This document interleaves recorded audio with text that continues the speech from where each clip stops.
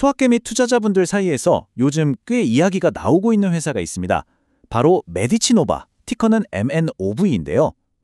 이 회사를 두고 이거 대박 나는 거 아니냐 하는 기대감과 너무 위험한 거 아니냐 하는 우려가 동시에 나오고 있죠. 그래서 오늘은 이 메디치노바가 과연 숨겨진 보석일지 아니면 그냥 위험한 투자처일지 한번 제대로 파헤쳐 보겠습니다. 자, 그래서 오늘 우리가 던져야 할 질문은 바로 이겁니다. 이 고위험 바이오텍 메디치노바가 정말 숨겨진 보석일까요? 아니면 투자자들을 끌어들이는 위험한 가치 함정일까요? 오늘 분석을 통해 그 답을 한번 찾아보시죠. 네, 그럼 먼저 메디치노바가 도대체 어떤 회사인지부터 알아봐야겠죠?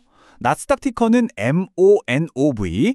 이 회사는요, 아주 간단하게 말하면 아직 마땅한 치료법이 없는 소위 미충족 의료 수요가 아주 높은 질병들을 타겟으로 신약을 개발하는 그런 임상 단계의 바이오제약 회사라고 보시면 됩니다. 회사는 2004년에 세워졌고요.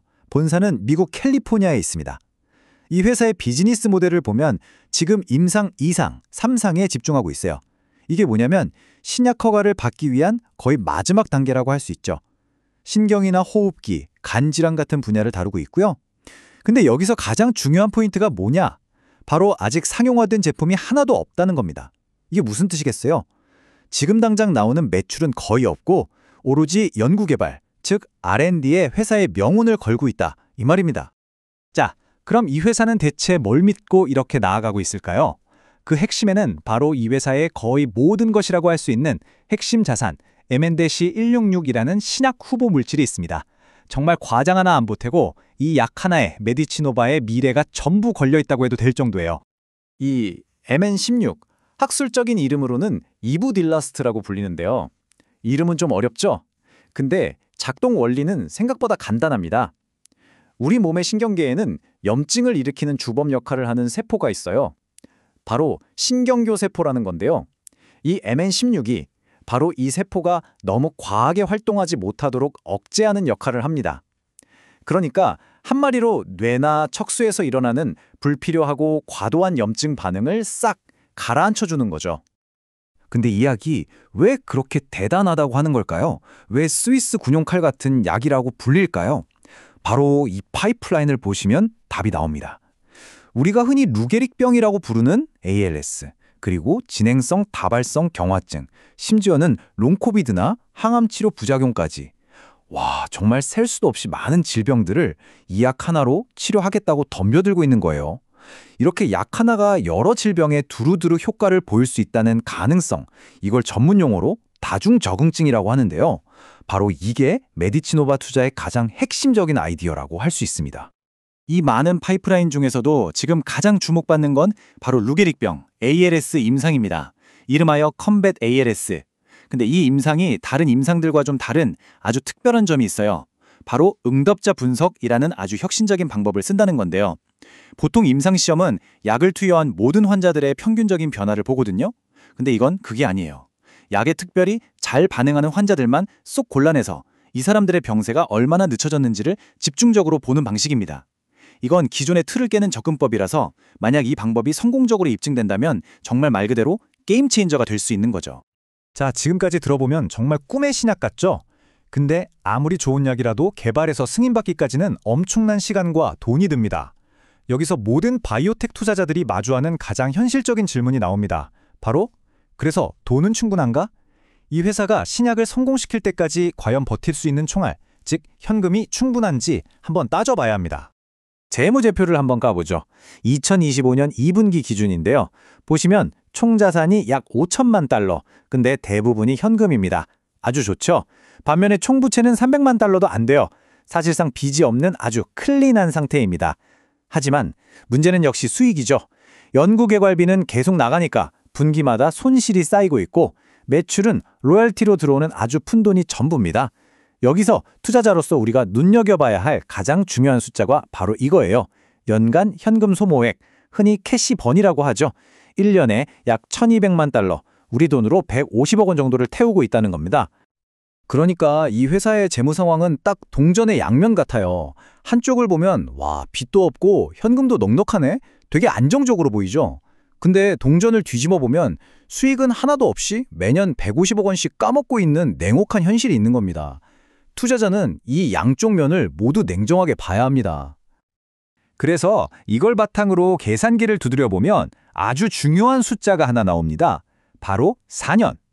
현재 가지고 있는 현금으로 지금처럼 돈을 쓴다고 가정했을 때 아무런 추가 자금 조달 없이 약 4년을 버틸 수 있다는 계산이 나와요. 이 4년이라는 시간이 바로 이 회사가 이륙하느냐 마느냐를 결정할 활주로, 즉 런웨이가 되는 셈입니다. 자, 그럼 이제부터가 정말 하이라이트입니다.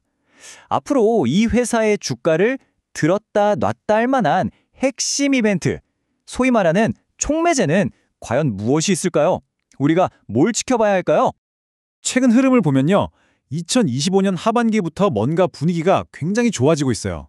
8월 26일에 드디어 그 중요하다고 말씀드렸던 컴뱃달스 임상 환자 등록을 모두 마쳤고요. 그리고 9월 16일에 이걸 공식적으로 발표했습니다. 그 후에도 계속해서 중요한 학회나 투자자 컨퍼런스에 나가서 발표를 하면서 회사의 존재감을 막 드러내고 있죠. 이게 다 뭘 의미하겠어요?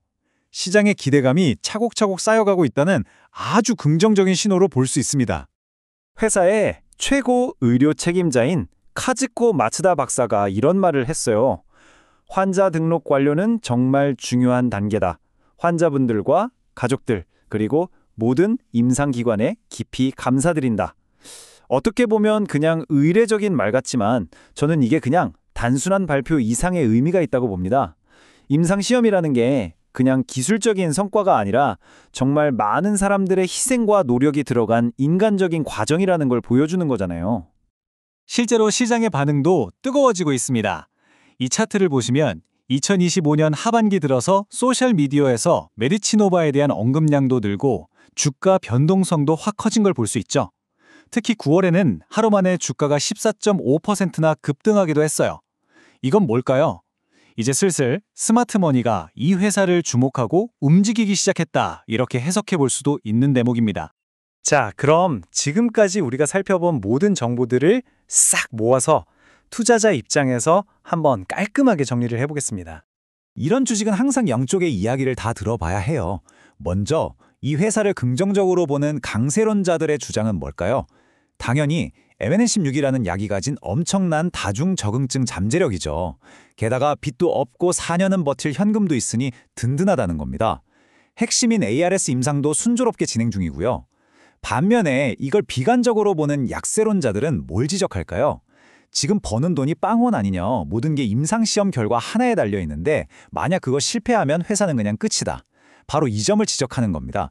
과거에 임상이 지연됐던 적도 있고 원래 이런 소형주는 변동성이 너무 크다는 것도 약점이죠. 그래서 결론적으로 지금 메디치노바에 투자한다는 건 뭘 의미할까요? 한 문장으로 정리하면 이겁니다.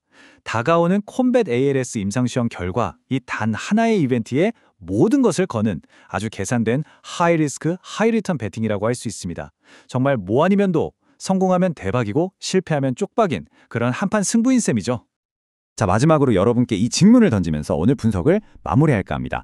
과연 2020년으로 예상되는 이 단 하나의 임상 결과가 이 작은 바이오 회사의 문명을, 더 나아가 수많은 난치병 환자들의 미래를 통째로 바꿔놓을 수 있을까요?